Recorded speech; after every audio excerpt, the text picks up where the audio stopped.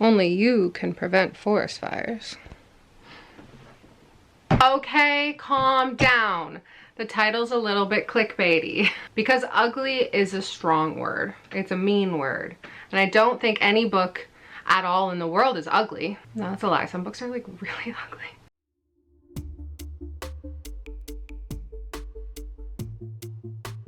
Hi everybody, welcome back to my channel. Today, as the title suggests, I'm going to be showing you the 5 ugliest books that I own. Ugly is subjective. Like I said already, they're not ugly, they're just like, and I'm also gonna be showing you the 5 prettiest books I own. Again, subjective. Also, the number 5 is subjective for this video. Before I show you any of these books though, why don't you go ahead and like and subscribe and hit that bell icon so you know when I upload my videos. I'm gonna be doing it more often for real this time. I've also started gaming content on this channel.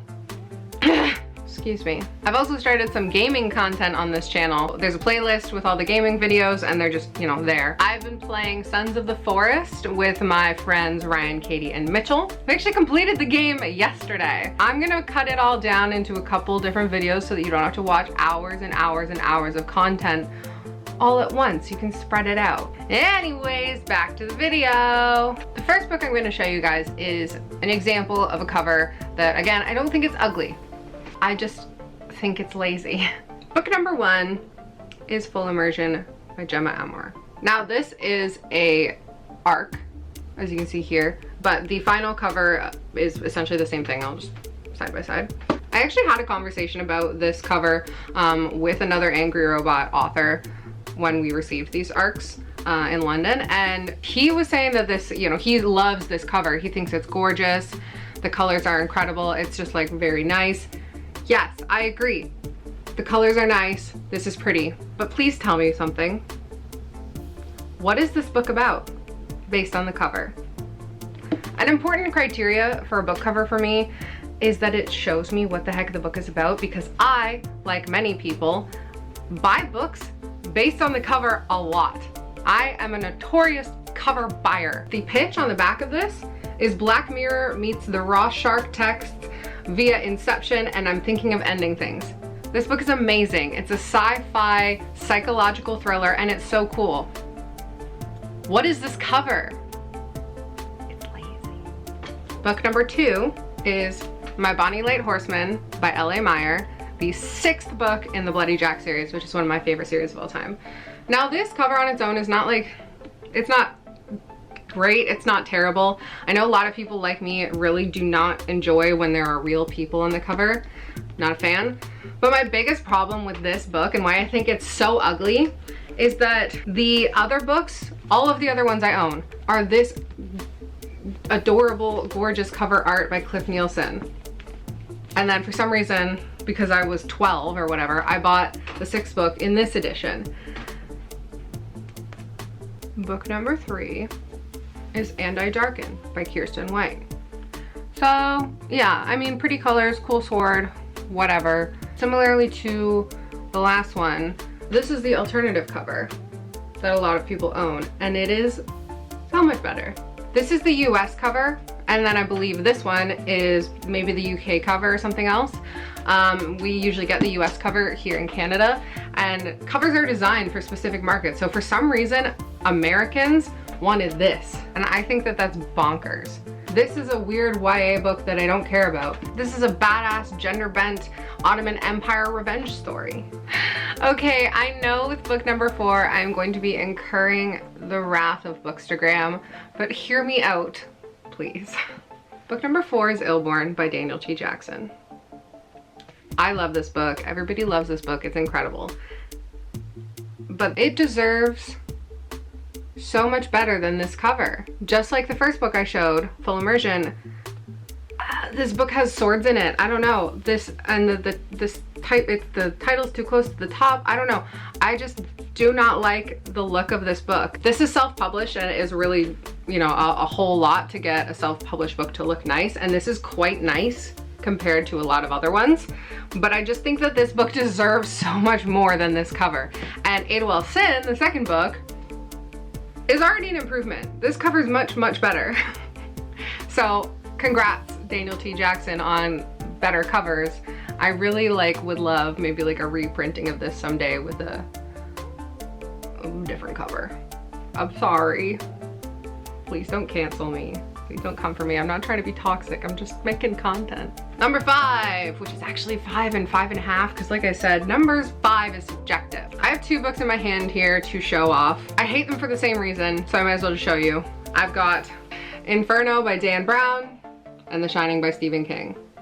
Okay, so why do I hate these? 1, they're both mass market paperbacks, which I have mentioned before. I've made it very known that I despise mass market paperbacks. They're the size of my hands. They're hard for me to read. I don't know, I hate them. But specifically these 2, I hate. 1, The Shining here has got this fake sticker on it, which we all hate so much. And then the other reason, they're both movie covers. Now we adore Tom Hanks. Mwah. He's probably the only unproblematic celebrity left in the world. But I don't want you on the cover of my book, Tom, I'm sorry. Movie covers are one of the worst things that's ever happened to humanity. Yes, worse than war. Those are the 5 ugliest books that I own. Oh, and as a segue between the 5 ugliest and 5 prettiest books I own, I need to show you a book that somehow falls into both categories. Book 6/1, I guess.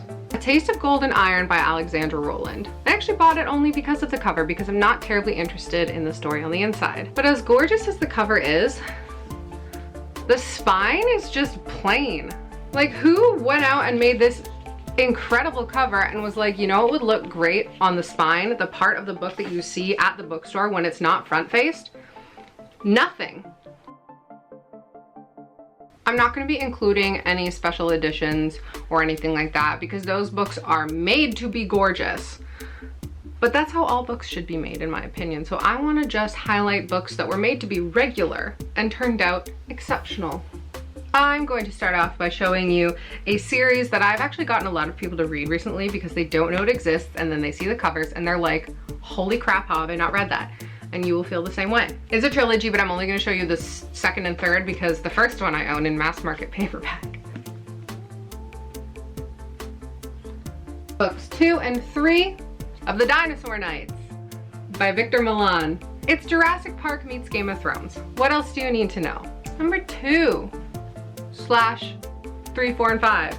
I can't even hold them all up at the same time. Ugh.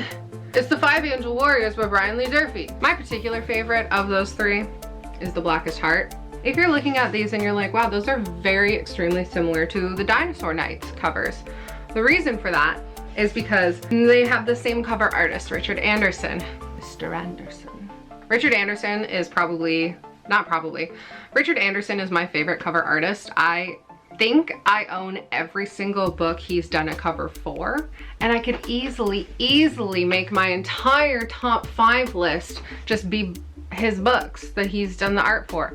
But that just seems lazy and maybe not what you want to see. So instead, for number 3, I'm going to show you a book that just came out.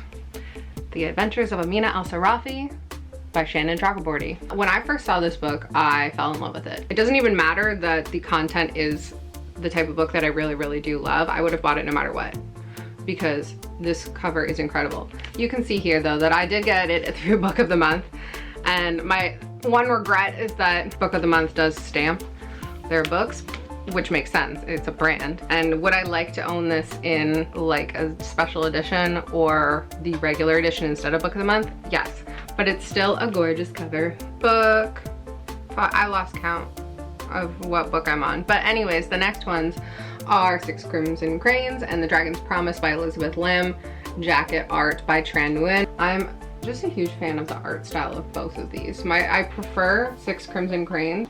Last but not least, I need to highlight another one of my absolute favorite artists of all time, artist and story writer, and that's Brahm.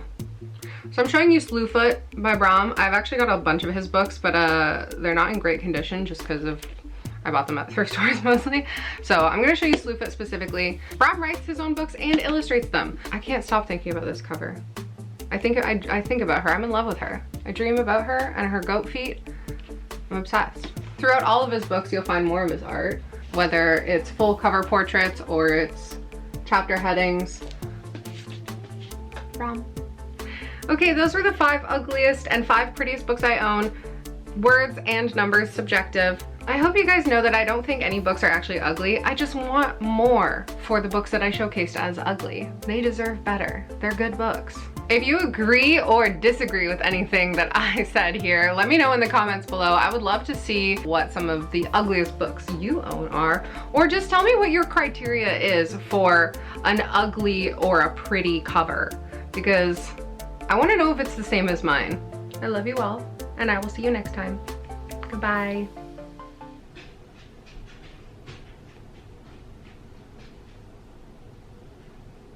My dog is being so loud right now.